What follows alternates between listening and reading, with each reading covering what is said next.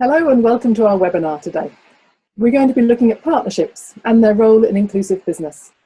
We'll look at why partnerships are necessary for inclusive business to deliver results and why are they difficult. We're going to look at two types of partnership.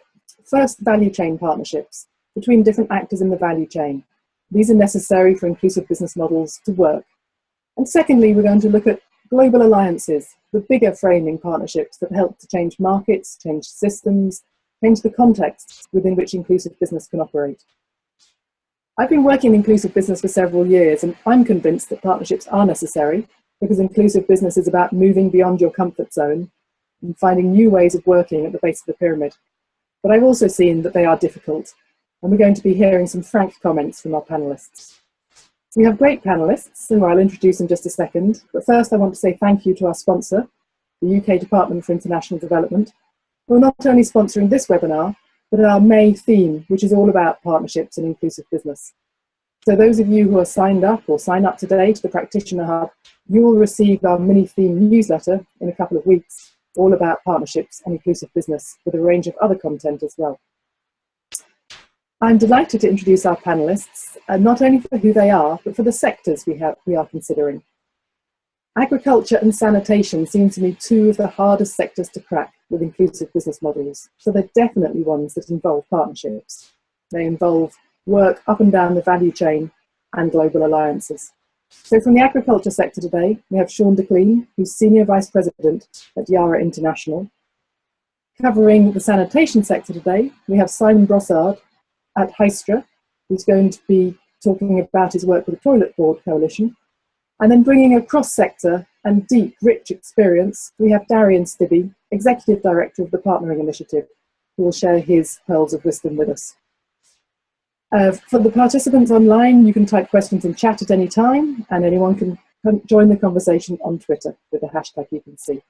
Now first, I'm going to introduce our panelists and ask them to explain where they are in this context of inclusive business and partnerships.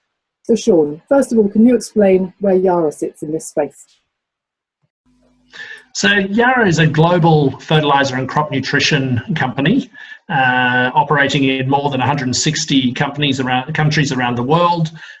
We have presence in 6 countries. I think we work with over 15 million farmers globally. But the approach that we take in Africa particularly, but also in Latin America and Asia, has much more of a farmer direct outreach model, and which is different from the model that we use in Europe and North America, where we are more of a wholesaler working with large scale agro dealers and working through them. We've decided in Africa in particular that we actually needed to really work much closer to the farmer and help develop the whole capacity of SME development around small scale independent agro dealerships. And it's really to that I'll be talking to today, the approach that we've taken in emerging markets, which is a different approach to what we have adopted in Europe and North America. Great, thank you. And Simon, could you introduce Hystra and your role in inclusive business and partnerships? Yes, Hystra is a consulting firm specialized in inclusive business. So the essence of our work is to leverage the capabilities, the skills, the resources of large companies to scale up social innovations. And we do that in a series of manners or approaches. We do some open source research, looking at the best solution worldwide, try to see what works, what doesn't work. We craft inclusive business strategies, build the business plans, then we support implementation, and we also do some capacity building. And across all of these activities, we are quite often involved with partnerships, whether with companies, social entrepreneurs, NGOs, or government agencies. But what I'm going to talk specifically about today is our experience with the Toilet Board Coalition. The Toilet Board Coalition is a global alliance on sanitation and how to leverage business to solve the sanitation crisis. And we have been supporting them in 3 different ways. The first one is that we helped craft the strategy, design the governance, and recruit the members. The second thing is that we've been running the secretariat for about 2 years. And the last thing is that we've been supporting some of their sanitation initiatives in the field, which happen to be value chain partnerships. Great, thank you. Now I'm going to ask Darian to introduce the partnering initiative. So it's been really at the forefront of pioneering the theory and practice of effective cross-sector collaboration. And we work at multiple levels, from the sort of international policy level all the way through to building people's and organizations' capabilities in how to partner effectively. And in particular, part of the work that we are very heavily involved in is around this idea of platforms for partnerships. Platforms that can bring together all sectors of society around particular development issues and then catalyze effective collaboration. So we'll be bringing a range of thoughts, a range of experiences around how to make effective partnerships happen in reality to this discussion.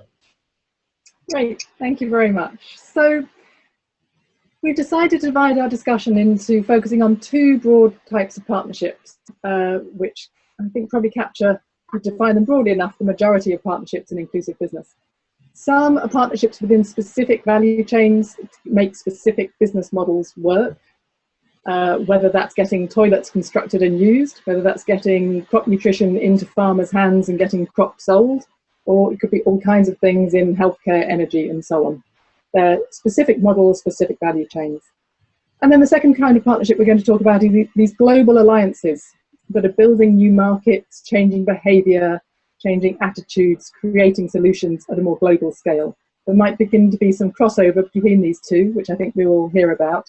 But we're first going to discuss the more specific value chain partnerships, why they're necessary, why are they hard, and then come on to the global alliances. So first of all, Sean, I'd like to ask you, here's your product on the back of someone's bicycle. It's fertilizer in there to support the crops, and there's a farmer with a nice healthy crop. It looks quite simple. Take it home, use it, grow the crop. Why do you need partnerships for this business model in the agricultural value chain? So in our case, as you said, I mean, we're providing a crop nutrition product, often a good quality product, and that really requires more knowledge than if you're just using a very simple commoditized product. And so that has meant we have had to put the farmer at the center of what we've done to transfer a lot of that knowledge, because it's often a change in culture, in using better quality fertilizers and traditional agricultural practices. In places like Africa, the use of fertilizer is very low, and the networks in which to get the fertilizer to the farmer are also weak. And so for us, we've found that we've had to engage both heavily in the development of knowledge provision. And so in countries like Tanzania, we've shifted focus from maybe having 1 or 2 agronomists in the country to having 20 or 30 agronomists in the country, and working with a series of farmer training, farmer outreach exercises, and going much more directly to the farmer rather than simply our traditional model, which would have been to have just distributed the fertilizer to a key agro dealer in the country. And so that has also seen us, having to take a stronger role in terms of getting fertilizer out there. So if I continue with the Tanzania example, that has seen us having 6 up-country storage units, which actually sees us taking a significant degree more risk in the value chain, because you're moving it away from just holding it at the port, where you can be quite flexible, to actually storing it in up-country locations, but then providing a lot more access and a lot more linkage to the farmer. And then complementing that with this farmer outreach, but in so doing, we've realised we have to work with the inputs value chain. So in Tanzania, we have developed a last mile alliance working with players like Seedco and Bayer and Syngenta and other players to actually go much further in terms of developing agro-dealer capacity, out into the network, and then working with a range of financing players who can provide financing capacity and SME development capacity, because these are independent agro-dealers that are establishing in these remote areas, and complementing that. So we've had to start to engage in different kinds of partnerships related to our supply chain and the provision of knowledge to the farmer. But I think then in so doing, we also started to realise that if we only worked up to the farmer, and the farmer themselves was, the final point of engagement, then you also needed to create a link where you came back to the farmer from, ultimately the consumer, and created a full value chain approach. And so this is going well beyond our traditional mandate of just supplying fertilizer to the farmer, but actually looking at how do you engage in specific value chain partnerships that decrease the risk for the farmer, improve accessibility to not just inputs but to finance, to markets, ensuring that there's a good offtake arrangement.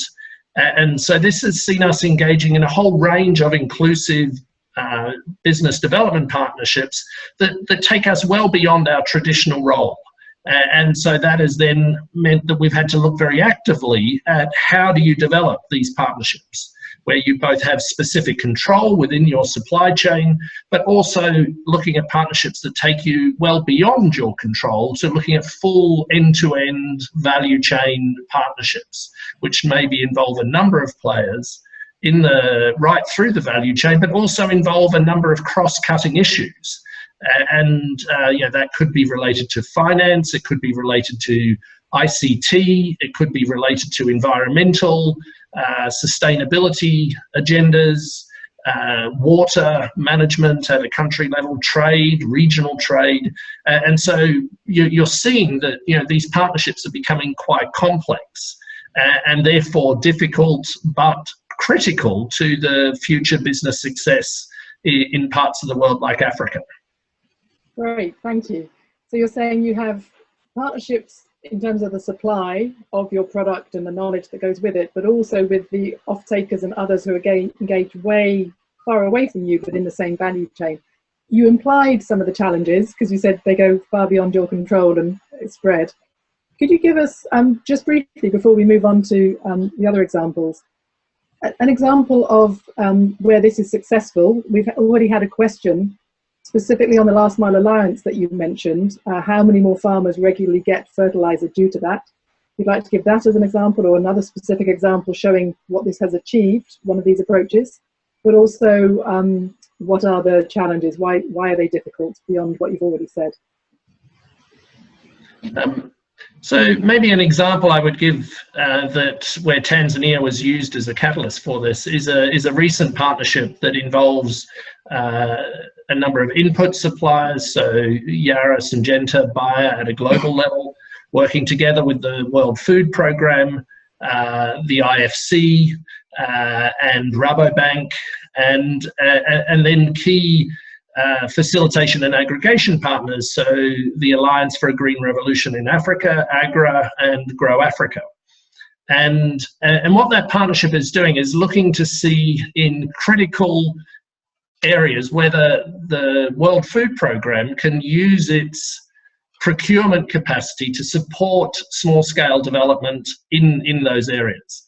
And so then that's meant looking at whether you can create a more patient business development model that maybe looks at supplying 3 to 5 year offtake agreements for local farmers in a particular area, and then looking at how you would say manage the risk, the financial risk that comes in, whether that's side selling, whether it's access to finance, whether it's commodity risk, or whether it's currency exchange risk. And then looking at whether all of these players can work collectively to try and develop a model that really creates a secure market for small-scale farmers, but at scale. And so in this case, ultimately the World Food Programme would like to commit, upwards of $250 million at a global level to then maybe trigger a broader procurement framework in this way that might reach 1 to 2 million farmers across 20 or 25 countries. But at the moment, we've used Tanzania particularly to test this model out. And it's highlighted, that there is a critical need to therefore create engagement at different levels of the value chain. And some of that is to do with access to fertilizer, some of it's to do with access to finance, some of it's to do with extension service delivery, some of it's to do with, working with government grain reserve agencies to ensure that, the procurement framework is linked into national policy frameworks. And so what's exciting, though, in these is that we're getting to the point where these partnerships are not just engaging maybe 2,000 or 5,000 farmers, but we're looking at 70, 100,000 farmers and potentially a million farmers across multiples of countries. And I think so that, to me, at least, is an initial success. This model has shown that it has real viability in the last 1 or 2 years, shows that we're getting to the point where, the various players involved feel comfortable with the type of inclusive business arrangements that are needed and can then shift to the question of scalability of these partnerships. Great, thank you. We're getting some interesting questions coming in on the Yara model, but first I want to move to sanitation and some specific examples there, and then we'll come back to a more general discussion. So let me ask Simon to explain a model from sanitation which you've been involved in with value chain partnerships. Yes, so first maybe to react on Sean's point, I think there's an interesting parallel when you say if you put the farmer at the center of your concern, then you realize that you need a much broader approach than just selling a product. And I think with sanitation, we have a bit the same parallel issue or challenge, that if you put the people, the 2.5 billion people who need a toilet at the center of your focus, you realize it's not just about selling a toilet, it's not just about selling cleaning products or doing waste management. It's about finding comprehensive solution for which you need a complete value chain approach, end-to-end comprehensive approach.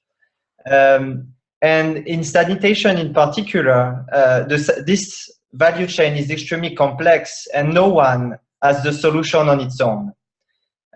So there are people that are good at manufacturing or designing toilets, some that are good at changing behaviors, some that are good at doing the waste collection or recycling, but no one is good at doing everything. So this is why value chain partnerships are so critically needed in sanitation. Now moving specifically to this the example of a project that I've been involved with. It's a project located in urban areas of Manila, in the informal slums, where the issue for about 15% of the people living there is that they do not have a septic tank, there is no sewage network, and basically the only option that they have for sanitation is the public communal toilets, which is really not satisfactory. The innovative solution which Manila Water, which is a private utility which owns the concession in Manila, has been coming up with is a service of a toilet which is a self-contained unit which needs to be cleaned and emptied 2 or 3 times per week by a dedicated waste collection team.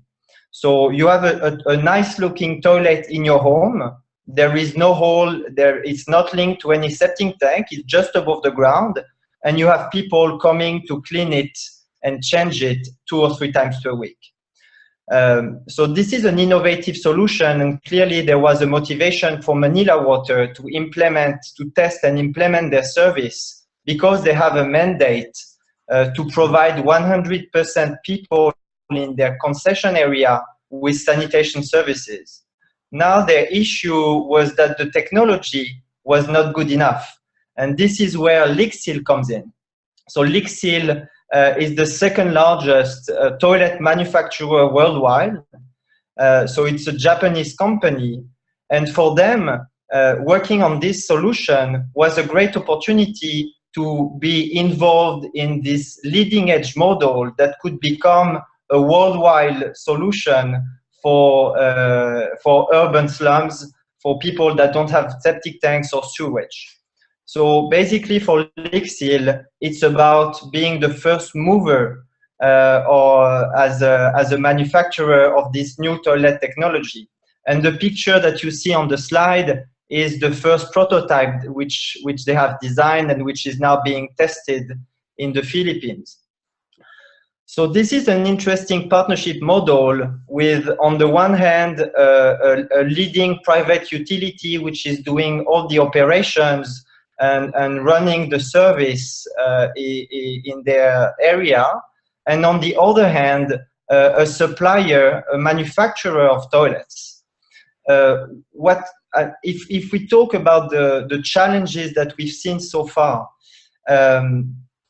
when you have such a buyer-supplier relationship, the challenge is really to be able to move at the same pace, because clearly Lixil has invested a lot in designing this toilet, in getting the manufacturing capabilities. So now they have a great incentive to move to scale as fast as possible, which is a bit different for Manila Water, which needs to negotiate its tariffs with the local government, and everything is taking a little bit more time.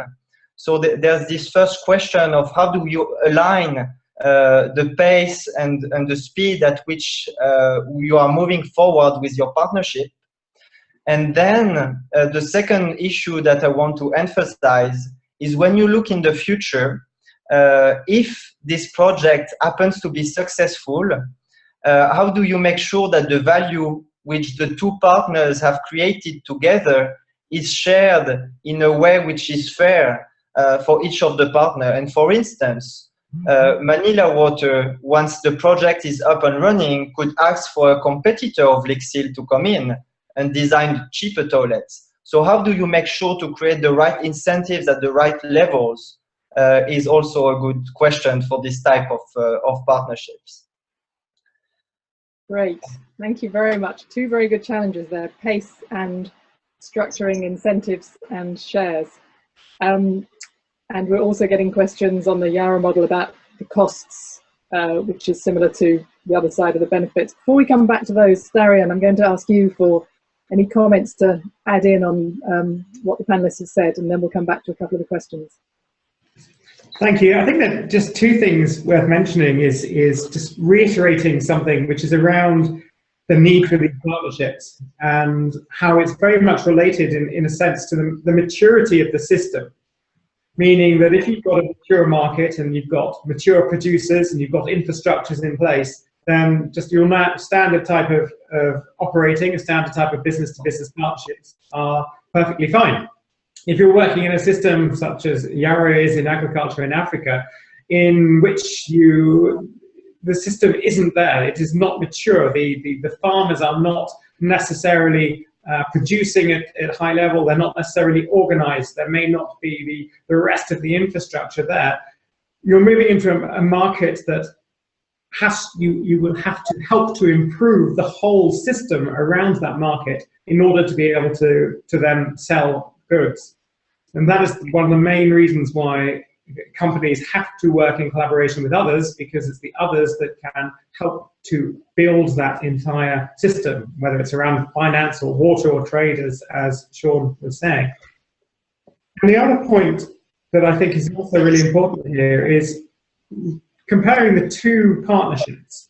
So we're talking about very different spaces here. When we're talking about the the partnership between Lixil and Manila Water, in a way that's sitting in quite what we term simple space. It's a simple partnership. I can understand when you go into this partnership what you're hoping to get out of it, the value that will be generated. We know if we have a technologically advanced product and we can find a water company that is willing to use it, then we can make our projections about how much money we can make from that. We can then decide what we're going to invest into this partnership, and we can have an idea of what the value and when we're going to get it out. When you're investing in the system type partnerships, you just can't. Many of these things are unknowable. You can't go into them knowing exactly what is going to come out of it. And because the system approach requires so many different actors, so many different partners, in essence, to invest in different areas of the system, and because the value for them will mainly come out once the whole system is operating more effectively, that can be a real challenge when we talk about the timescale issue and the lack of certainty of if I'm a bank, am I really going to invest in creating new loan structures for farmers when I know that they can't be paid off until the whole value chain has been supported and there's a market available for these farmers. So these are some of the real challenging questions and the real difficulties of engaging, particularly in the more complex system partnership. Thanks, Darian. Very interesting. So between all three of you, you're talking about the value that partnerships deliver, the timescale it takes for them to deliver that, and the benefits you get when it does, but also the inputs you have to make in the meanwhile. I'd like to come back to two sets of questions before we move on to the other type of partnerships. Sean, there are some very specific ones to you about the cost of engagement, and literally, where does Yara fund the work from that isn't part of core business? Does it come from margins on direct sales? How does the company fund its engagement in partnerships? If we could look at that in terms of the costs, and then I'd like to come to the question of government and the policy role, both in terms of whatever commitment was put on Manila Water and cases where, as in Zambia, fertilizer is subsidized, and how that bigger policy context affects these partnerships.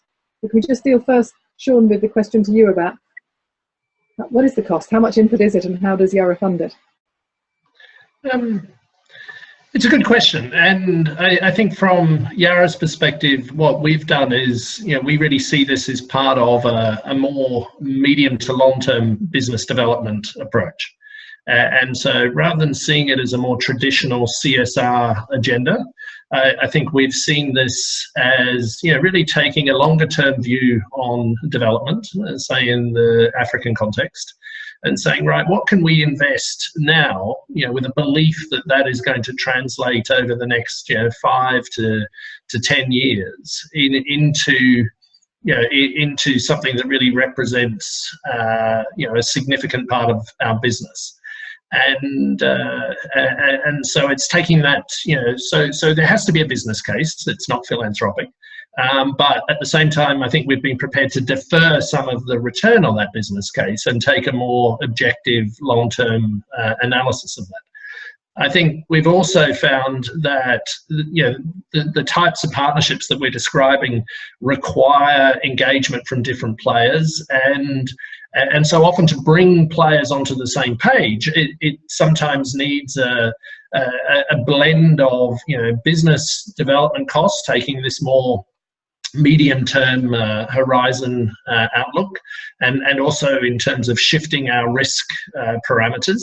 But it also requires donors and governments to also invest into these kinds of partnerships, maybe to do some of the aggregation work, to do some of the, with farmers organizations, to maybe provide some of the bridging finance,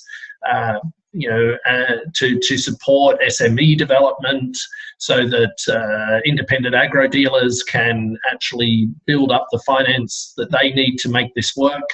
And so it's actually requiring a more blended and broader partnership financing modalities than were traditionally the case, where we said, okay, this is the role of business, this is the role of government, this is the role of donors, and this is the role of civil society. I think we're looking at where can we find common overlap, where each of these players can operate to the best of their ability in a way where the benefit ultimately is to the reducing the risk and improving the access for smallholder farmers to sustainable markets and sustainable businesses.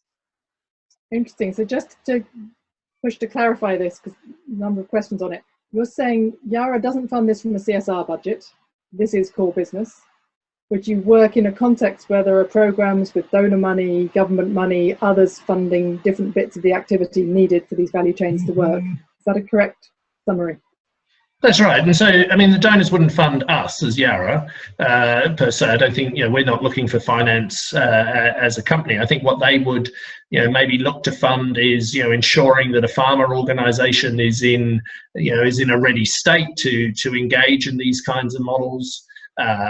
And maybe providing funding for there is a partnership that we work with called the African Fertilizer and Agribusiness Partnership that provides risk management and support and finance support to the development of small SMEs, in this case agro dealers. So they would fund those financing mechanisms. And so it's looking at how you can come in, which parts of the value chain, who can fund, and where is there maybe bridging support that's needed to make that ultimately fully commercial. Agriculture has always been subsidized in one way or another. It's just depending on how you do that in a smart way, and shifting from a sort of agriculture as a development agenda, in parts of the world like Africa, to agriculture as a sustainable business agenda. Thanks. I want to come back to one last broad question on government. We're getting a range of questions in. I'm not sure we're going to cover them all before we move to the global alliances. But in terms of government, we've had a few questions. For Sean, where the government has a fertilizer subsidy, how does that fit with your model? The example was given of Zambia. Or where the local government isn't able to do the last mile engagement but is committed to it. Do you have any advice on how that works with your model? And Simon, for you in sanitation, did the Filipino government write into the contract with Manila Water this expectation that they would supply sanitation to 100% of their concession, or where did that commitment come from if it wasn't from government? I think it's a set of questions about how government influences the drivers and the incentives and the value of the partnership. Simon, why don't you go first, and then we'll come back to Sean. Yeah, I think for Manila Water, it's a specific case because they are a private company, but their client is the local authority. So the terms of their contract and the price that they can charge to the end user is the result of a negotiation with the local governor. Which means, for instance, that in order to create traction on this project with Lixil, we have invited the governor to a number of sessions, and he has been involved from the start in understanding and taking part of shaping and co-creating this whole project. And yes, to answer the question specifically, the agreement on reaching 100% of household with improved sanitation is in the contract with the government. Then the question is how. So what type of, what level of sanitation can you provide? So if it was public community toilets, could this be considered as improved sanitation, or do we need to go further? But clearly, bringing on the table an innovative model where they can really make a step change is a way for Manila Water to differentiate itself and appear as a leading edge company that really has all its place in Manila. So it's a way for them to say, we are leading edge, it was a good idea to work with us, and let's continue our concession agreement moving forward. Thanks. So there's a real company driver there. It's not just about complying with government. No. Sean, can we spin the question to you? If government is subsidising fertiliser, is that a good thing or a bad thing for your kind of partnerships? I think in the African context is, well, actually, you know, in many countries globally, I mean, there has been a subsidy agenda. I think there are questions, you know, around the broader subsidy agenda as to what is the smart way to approach this, and how do you maybe shift from you know, maybe subsidizing at the inputs piece to actually shifting that towards actually starting to subsidize, you know, more at the market demand side of it. And so I think a number of countries are asking these questions. We see this in Africa, in Tanzania, in Zambia, in Ghana, in Malawi, you know, where countries are looking at how they do this. In Nigeria, they actually used an electronic wallet system to revamp the whole subsidy agenda. And so, I mean, a critical issue for subsidies for themselves has been how do they make sure that it arrives at the end point in the right time, because that's the critical issue for farmers. They need to get the inputs as quickly as they can, you know, and often, you know, immediately after the rain started in rain-fed agriculture contexts. And so actually, by us developing these more agro-dealer networks that go, you know, that take more of a last mile agenda and work to develop the capacity, this complements what is being done by government subsidies. So there's not intrinsically, you know, they're not competing with each other. They can complement. There's a broader question there, which I think is beyond this conversation, and I'd be happy to take it offline with someone, which is the role of subsidies themselves and how you actually create smart subsidies. Thank you very much. We are getting more specific questions, so maybe the way to deal with some of the specific ones about digital finance partnerships and the like that we can't deal with is to follow up offline when we do some kind of blog summary of this webinar. We can answer some of the specific questions in those. I think what I have heard is you've certainly both made the case, and Darian reinforced it, as to why these are essential, why they're needed. In terms of challenges, this whole idea of the long-term value, the fact that value comes after a long time, has emerged, and I think that relates to, Sean, what you were saying about you kind of lose control because you have to go broad as well as long-term, and the pace at which partners go along together needs to be worked out, as Simon said, and how you structure things fairly. And those to me seem very interrelated problems, because the long-term value relates to how you structure things fairly at the beginning. And we have one more question that I will come to, which I think relates to that, and then it will hold the other questions to the end. Chris has said, most of this sounds at pre-competitive stage, so I'd be interested in hearing more how invested value continues to get divided fairly when things grow over time. I imagine with the toilet examples it's quite early, but I'd like to hear whether that has been cracked, Simon. And Sean, some of your partnerships are not that young, things are going, and how does that question of how the value, how different players realise the value over time, how have you seen that addressed? Sean, will you go first this time? So, I mean, naturally, and that is a very good question, I think, in terms of, right, where is that crossover line between pre-competitive and then competitive? And value chains, you know, by their nature, you know, there are various levels of competition along and through that value chain. And so obviously, you know, I think that is part of the journey that different players are on at the moment, is to define what is more of a pre-competitive space. How can you build up the market in a way that you create these inclusive markets, and in such a way that players, you know, different players can then use their what they perceive as their competitive advantage to compete in that market space. And so, you know, I think this will be a continued discussion that will go forward. I think what we're starting to see is the issue is also, it's sort of shifting from pre-competitive in terms of shaping the market to actually what is, maybe the critical bottlenecks that are inhibiting taking a lot of these models to scale, and how do you address those bottlenecks in a pre-competitive way?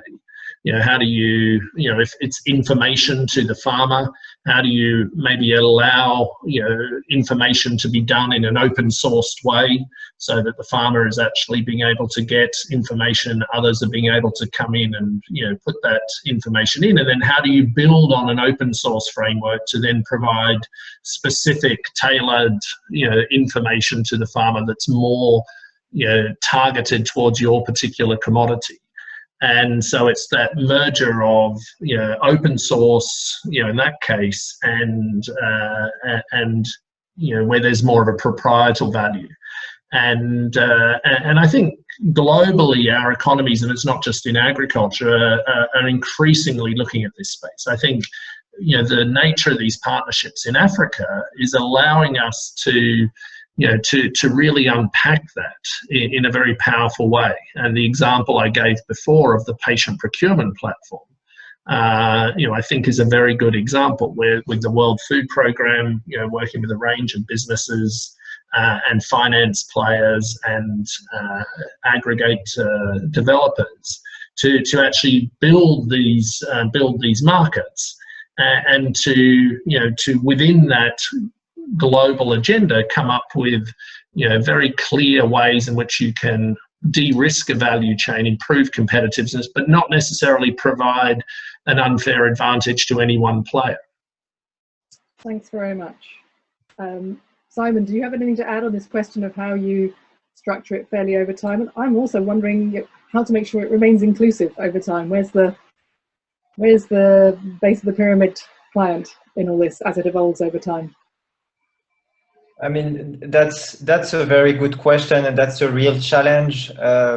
Clearly, what we've seen in toilets was still early stage, and you could call it pre-competitive. A real challenge that we've seen is when there's a too strong discrepancy between the expected share of the value that the partners see they can get. So if, for example, Unilever was very involved in the creation of the toilet board coalition, and initially their thought was, let's try to build toilets so we can sell toilet cleaners. But if you look at the value of a cleaning product for a toilet as compared to the total value of the toilet plus the infrastructure maintenance, etc., and what it takes to actually do the marketing, do the behavior change, where Unilever has really something to bring. But if you look at what it takes and the value you can get, you may create a value of 100 and Unilever would get 1.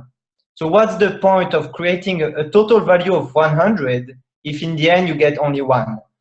And so this led Unilever to rethink the way they could be involved in this kind of partnerships on sanitation, and think, okay, maybe we should not only be acting as the FMCG guys. If we really want to play a role into that, we need to get our share of the pie that we help grow. And I think that this risk of having too much of a discrepancy between the value that partners get in the end is a real challenge, and can lead companies and organizations to rethink the way they could be involved in these value chains. Interesting, really interesting. Think of it in terms of this value in these shares. We have another couple of great questions that we'll actually come back to at the end, I think, partly about the role of a partnership broker, and I know Darian will pick that up for us at the end. We have some good questions on that as well. And about partnerships being flexible enough to change while still delivering. But let's look at the second type of partnerships and then come back to those. Darian, if that's all right with you, can you come in on the broker when we introduce these next couple of partnerships? So I want to turn to global alliances, which go beyond the value chain. Sean's already talked about the patient procurement platform, which is one of the biggest value chain partnerships, which perhaps becomes close to a global alliance.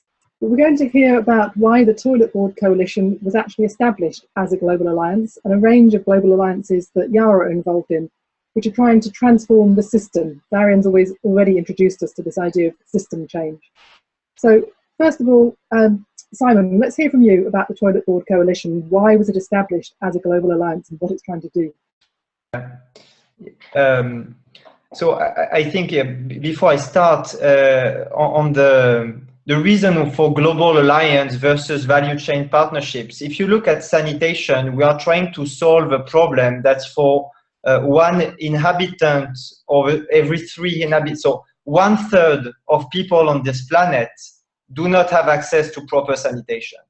So if you want to tackle this kind of issue, it's not only about creating some good value chain partnerships locally.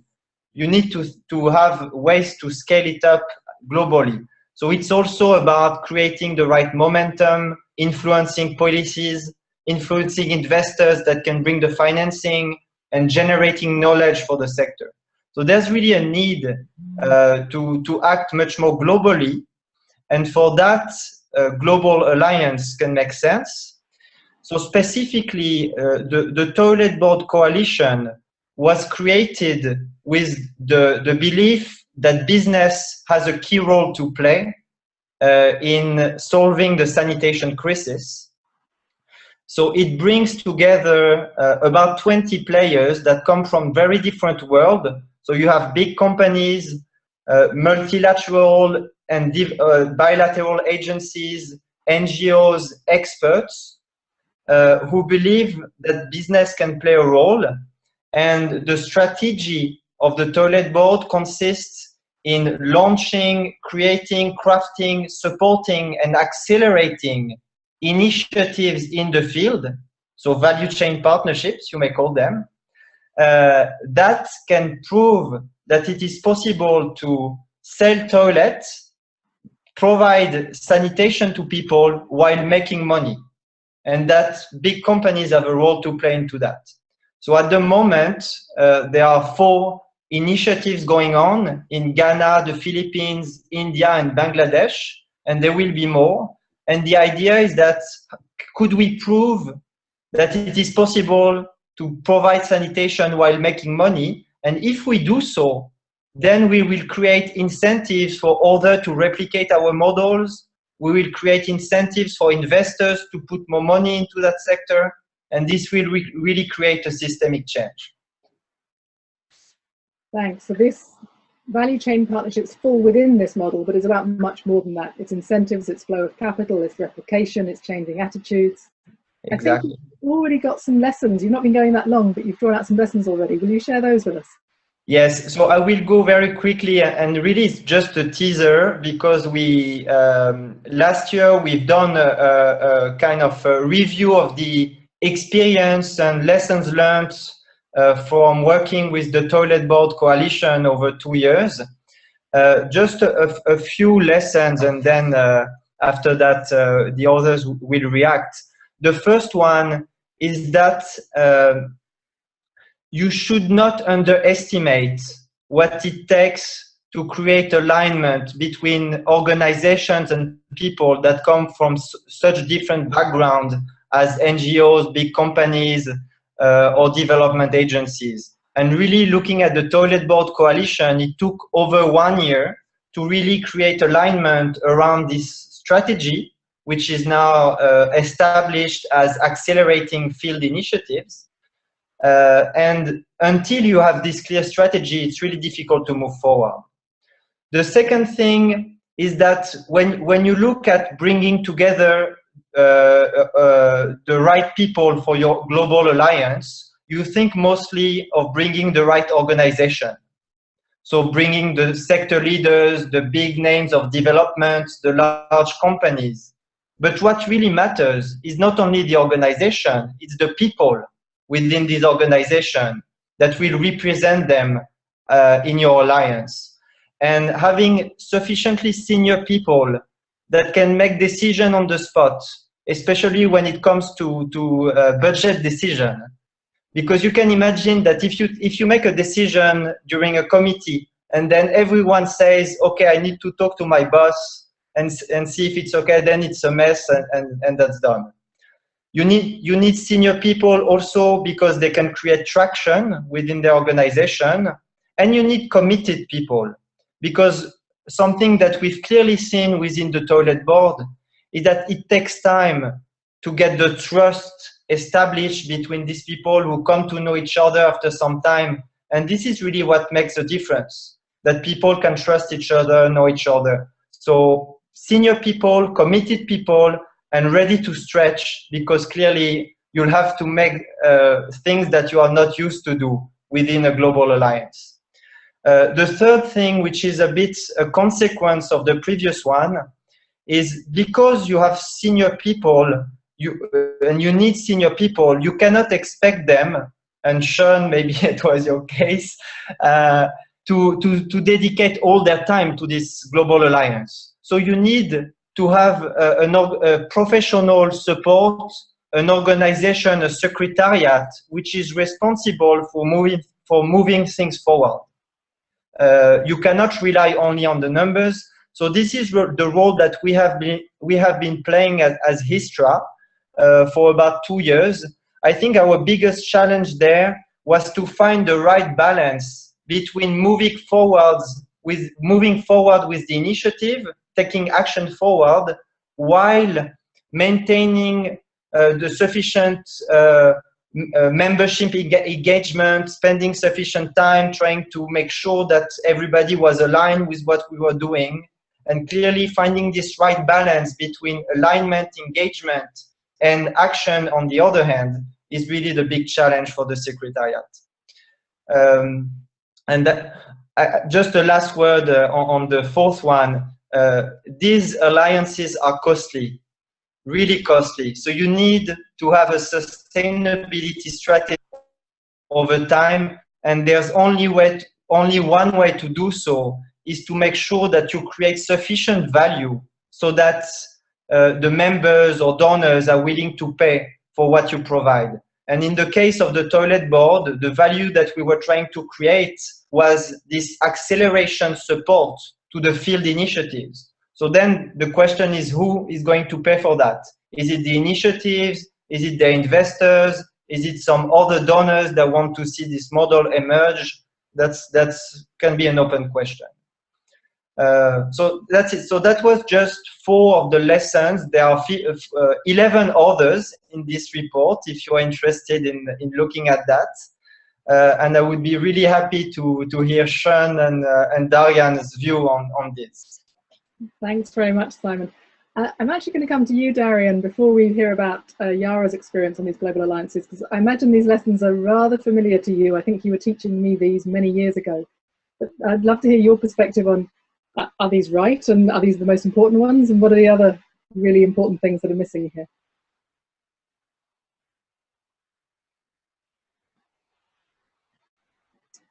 Darian, I can't hear you. Sorry, I think it was on mute for a moment. So yes, these are extremely familiar challenges that many multi-stakeholder, the global alliances are facing. And I think probably the biggest one is around how to make something sufficiently interesting for the members of the alliance. And when you get to the global level, it goes further and further away from the very specific interests of a company, for example, who has their challenges in a country, a particular supply chain in a country. And then when you get up to the global level, then it becomes less immediately business critical. It takes up lots of time, the discussions that go on with multiple different other players, and the value that's created is less evident or just a much more long term. So how do you get that level of interest and therefore level of commitment, both financially, but also really in terms of time and senior level people? And that's connected also, this issue of the Secretariat, I think, is hugely important, because we talk about these as global alliances or global partnerships, but the reality is, in many ways, it is creating a new institution. It's creating something where the Secretariat isn't just coordinating the action of its members, it is actually, in the case of TBC, for example, it is actually delivering, it is implementing alongside or with the members in certain cases, but in some cases the members may not be part of implementing at all. They may just be funding the initiative. So that understanding of what the role of the Secretariat, who are the only ones who are actually paid full time to be doing this stuff, they're the ones who can spend the time on it, and what the partners do, and the partners all have their day jobs as well. This is just one additional thing on somebody's to-do list. That balance, I think, is hugely important to get right. Thank you. I'm going to come back to, you're both talking about values. After we've heard from Sean, I'm going to come back to do we need these global alliances if people at the base of the pyramid are going to benefit from these market models? So could we manage without them? Because I think I do want to hear whether that value is actually going to deliver for the development solutions and how the whole SDG context affects that. But first, let's hear from you, Sean, about the global alliances that Yara is involved in and why. We got involved in this global alliance space. In a way, the global alliance for us developed as a bottom-up piece coming from the country and then broadening out. And so what we've seen is that that there's a lot of work to really develop these inclusive business models. Everyone is going beyond their specific mandate. To come up with a common framework, a common way of working, agreed set of outcomes and principles that can reach down to the farmer, and probably even more importantly, actually, we often see at a national level you have these partnerships being formed, and then they're impacting at, say, the smallholder farmer level, but it's also operating in that mid-tier level, so at a district or regional level. What we found was that, in a way, if we just worked on the business model, it was hard to create a tipping point which we could take to scale. Because, it involved, suddenly you were coming up against a number of other issues, whether that was, land rights or gender empowerment or the role of youth in agriculture or sustainable farming issues, all of which took time, but weren't able to be necessarily linked into one small business model. And so that then meant trying to lift it up to create enough scale. And so in the case of the Southern Agricultural Growth Corridor of Tanzania, that was used as a catalyst, that approach that Tanzania took to actually developing a wider framework. Other countries were saying, we would like to learn from this and build on this. And so that led to Grow Africa, where, I think now you have 13 different countries involved in similar kinds of initiatives, maybe not a corridor-specific initiative, but value chain, inclusive business model development. And so then Grow Africa was then formed. There is now a secretariat that's been established, housed at NEPAD, as part of the African Union, to link that to the African development strategy, because Africa now sees that this work that was initially done in Tanzania, then developed out into multi-countries, needs to fit into the broader African Common Agricultural Development Program, CADEP.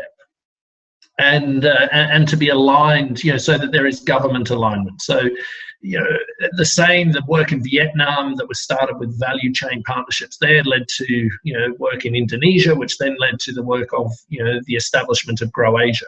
A lot of the work of Grow Asia and Grow Africa is to support the development of these country-based secretariats. Because, as Darian was saying, this is actually a critical piece of the enabling architecture, is to have these country-led, honest broker, players who can facilitate these partnerships along multiple value chains involving multiple partners. But so then there has been quite a lot of work that's been done under the bigger new vision for agriculture to try and bring those together. So actually the Dutch government has supported the establishment of a transformation leaders network, which brings together all of the leaders of these different country-based initiatives to learn from each other. And so this has partnerships now in India, in Latin America, establishing in Mexico, particularly in Asia, in Africa.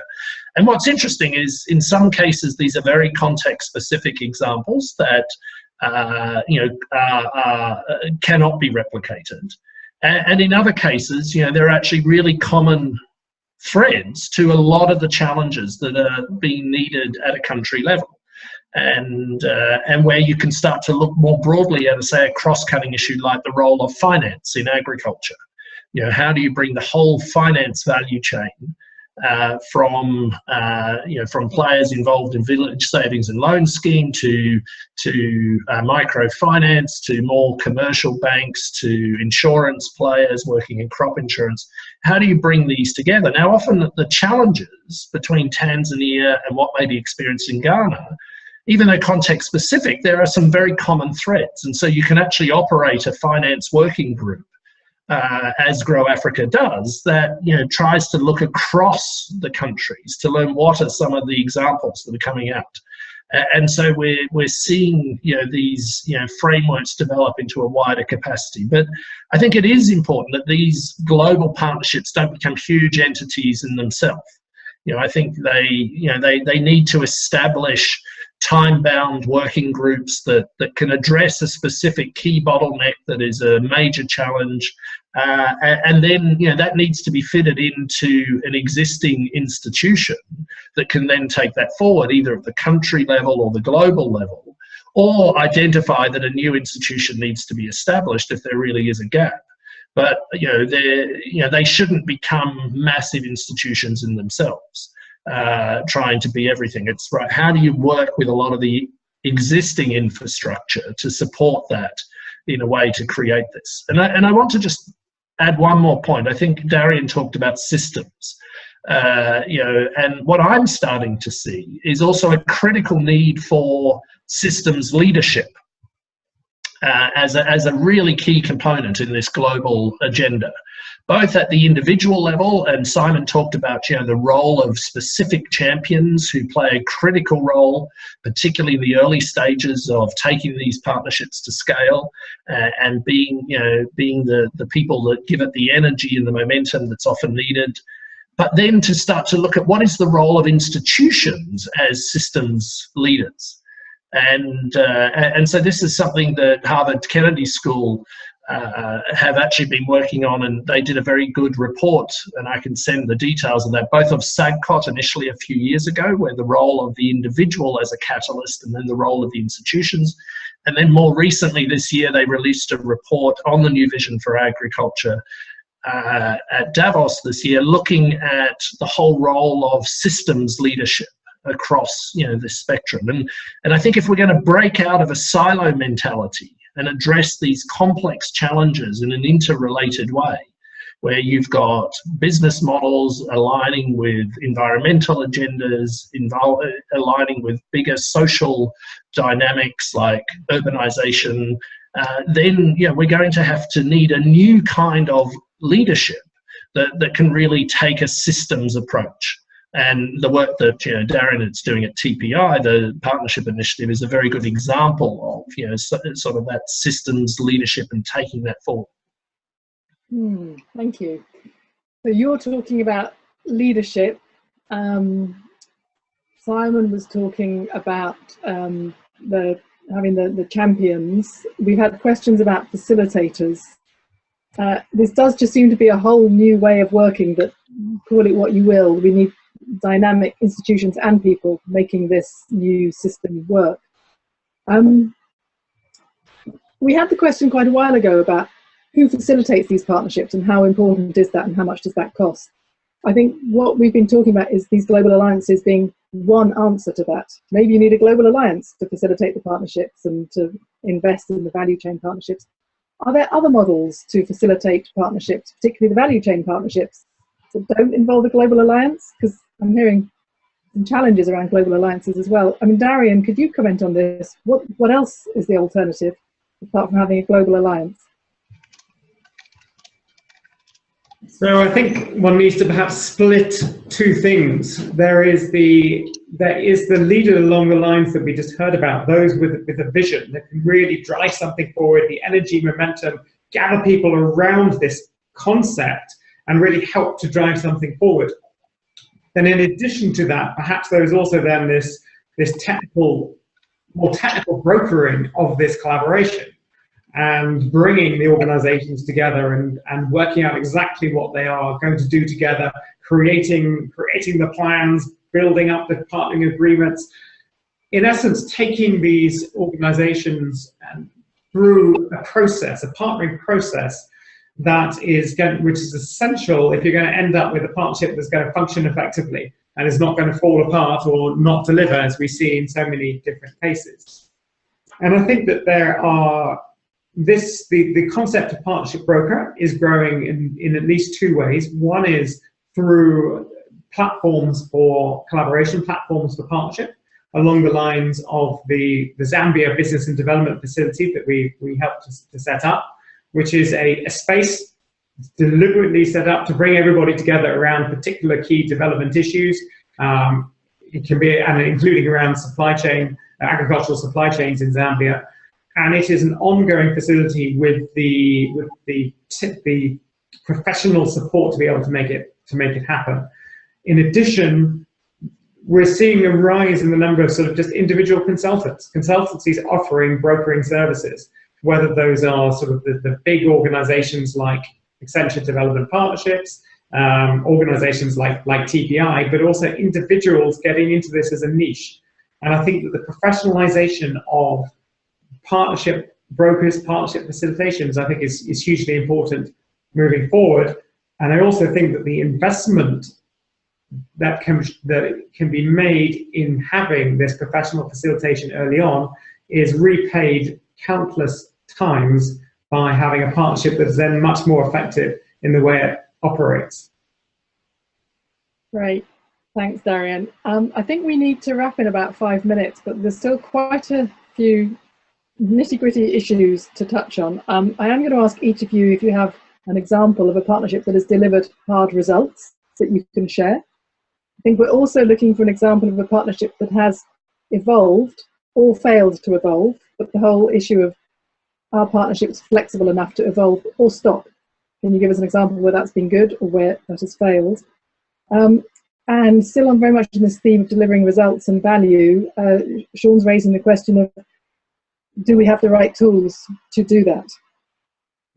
So if we could go back to you each fairly briefly, and then we're going to close on what the top challenges are, because we did say we're looking at why are they hard, and I think we thought out several challenges.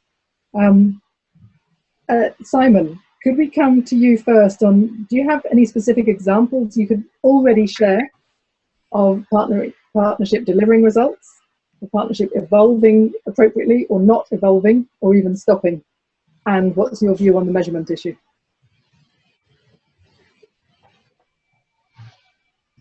I can't hear you.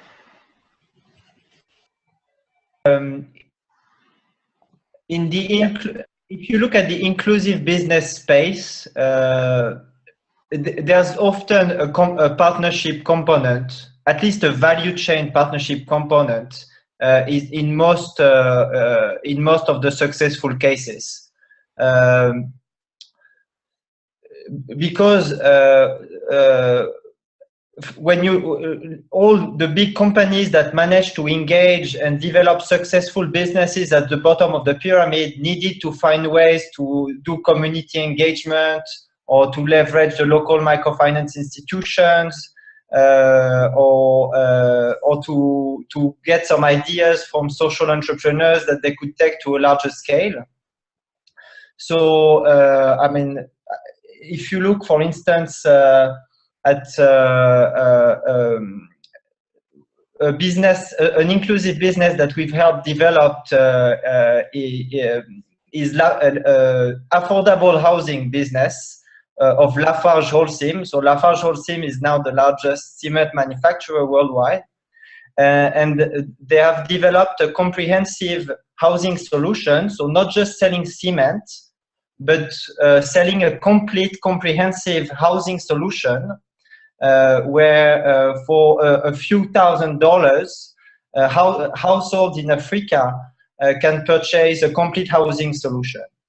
And for that, they needed to find ways to engage with the local people, as well as to refinance their home solutions. And they have established a quite successful partnership with the French Development Agency, which is refinancing local microfinance institutions, which are providing loans for Lafarge Holcim customers to purchase. And this went to quite a large scale. They have sold more than 10,000 homes to date, and they keep growing. 10,000, it can be small when you talk about small device, but when you talk about housing, it's clearly a real successful project. So I would say in most inclusive business projects, there is actually a partnership component.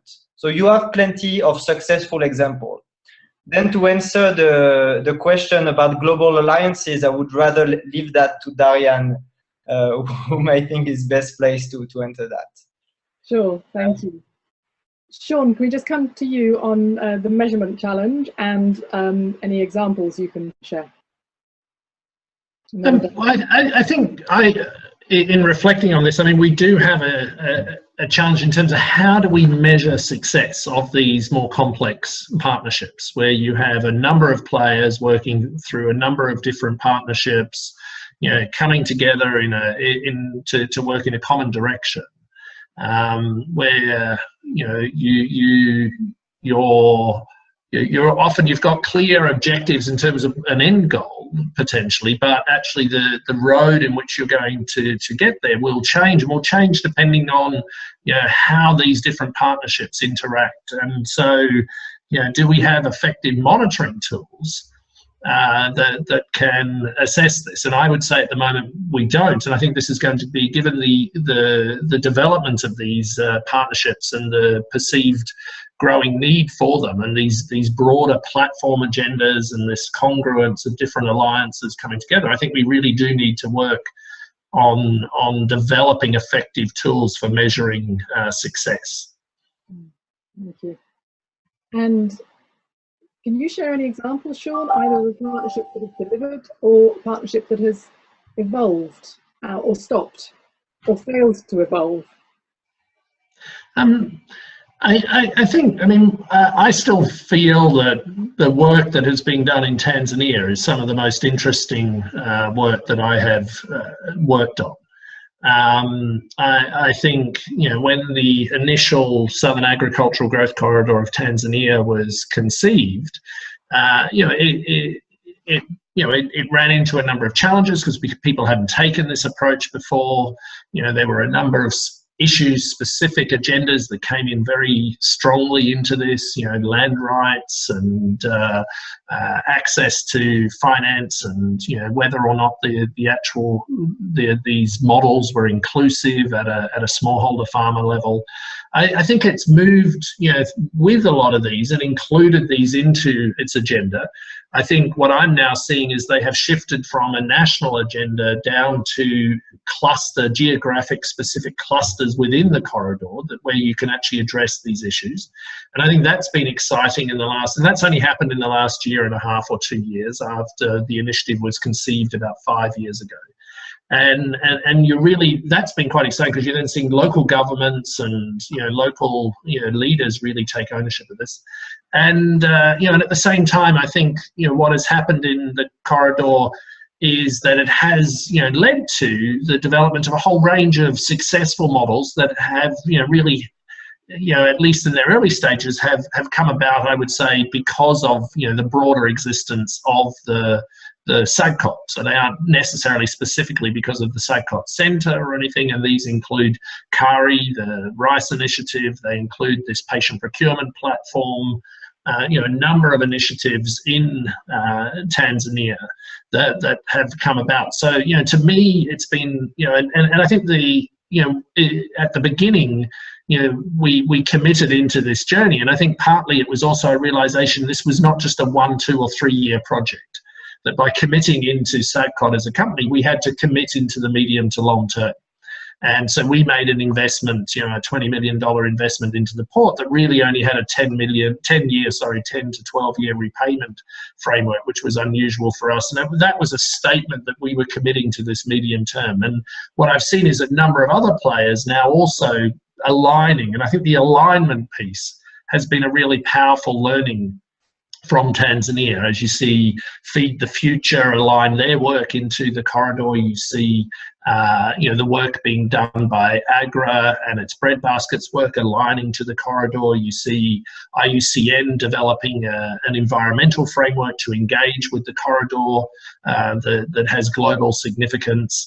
And so you see a really strong alignment coming about in Tanzania. So it's still very much a work in progress. I think we're learning all of the time, but it has been very exciting to watch this congruence of players come together and try and learn from each other. Sean, just to stop you and clarify there, are you saying that Yara's 10 million investment in the port in Tanzania happened because there was this partnership framework and SAGCOT and you felt you were part of a bigger whole and could do something a little bit un-business as usual? Yeah. Well, I think we may have made that investment into the port. We may have made it, 3 or 5 years subsequently. We may be making it now, but we actually committed to this back in 2010, and probably several years ahead of where actually our business interests were in the country, because we really saw that if Tanzania was going to really develop as an agricultural market, it needed to take a medium-term to long-term strategy.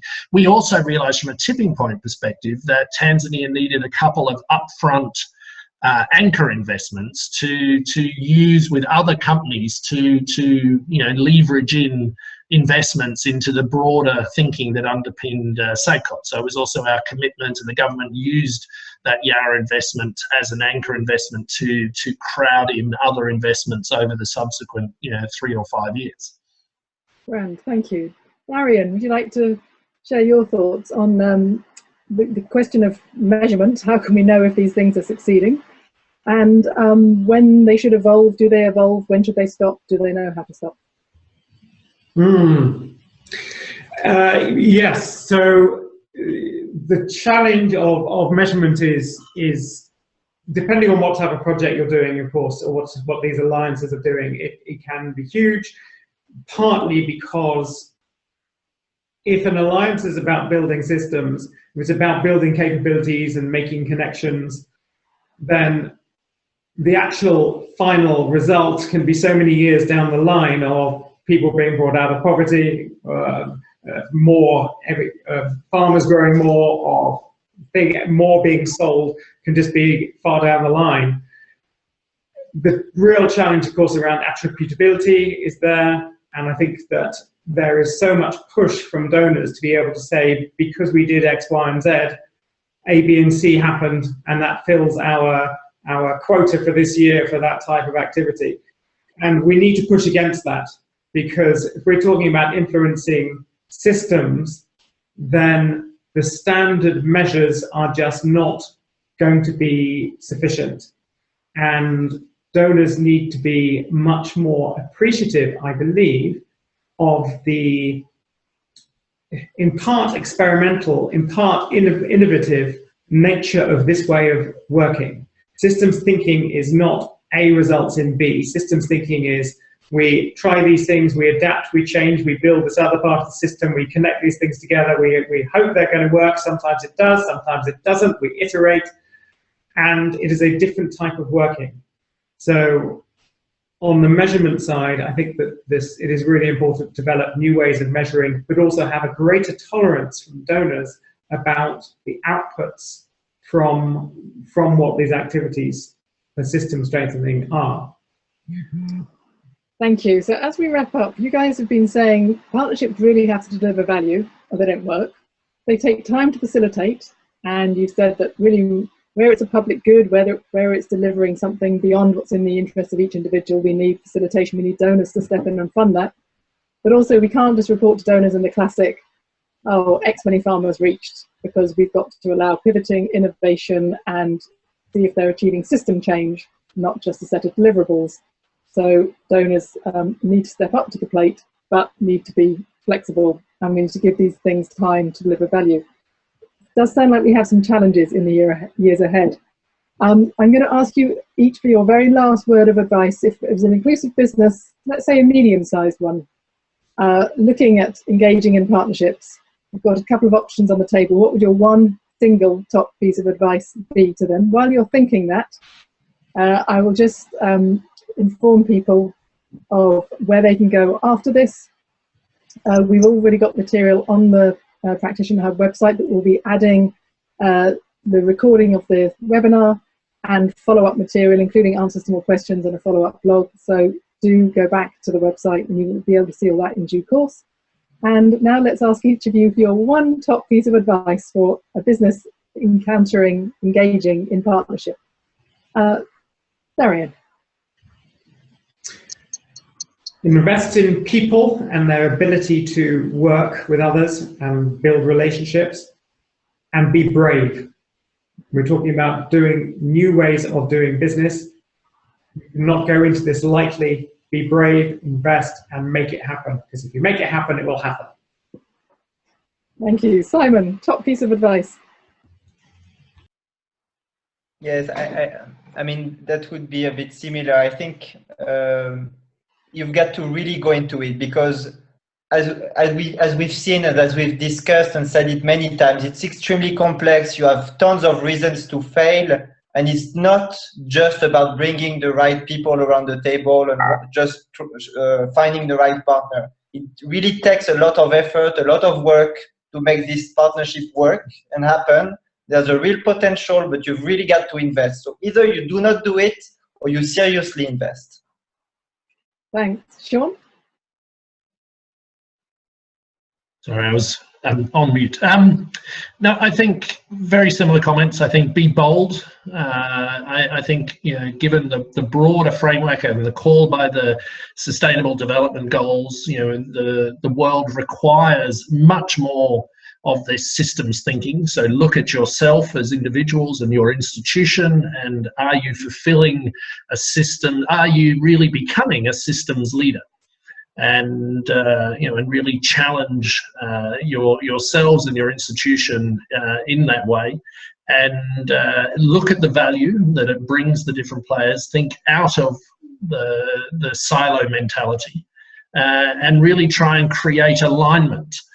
To me, this is a critical issue at the moment, is we have to, you know, create alignment amongst both in terms of the horizontal nature of you know, the value chains from, you know, right from beginning to end, but also, you know, all of the issues that impact on that, and you know, so that you know, whether that's, you know, sustainability issues or, you know, broader social issues or finance issues, and, you know, how these all interrelate to that specific issue requires thinking very much about alignment and linking that to a core objective. Thank you. So there's some great themes today. Be brave, be bold, be aligned, be tackle systems thinking. I think we've talked a lot about value and whether they create value and how to create value. And I think there's a long agenda to go in terms of understanding that value and how it is fairly shared. We're going to have a set of blogs, and not answering all those questions, but pursuing a lot of these questions in our theme. They will be coming out from the Practitioner Hub jointly with the Partnering Initiative in a couple of weeks. So if you have not joined the Practitioner Hub by now, you better had, so that comes into your inbox. I really want to thank our participants who've been tuning in and putting in these excellent questions. I'm really sorry if we didn't get to all of your questions. Certainly want to thank our panelists for a great discussion. Thanks for sharing all your insights and reflections, and we're not just flag waving for partnerships here. I think we've had some real genuine reflection of some of the challenges. And thanks again to our sponsor, DFID, for sponsoring the webinar. And at that point, wish everyone a very good day and good luck with all of your partnerships. Thank you very much.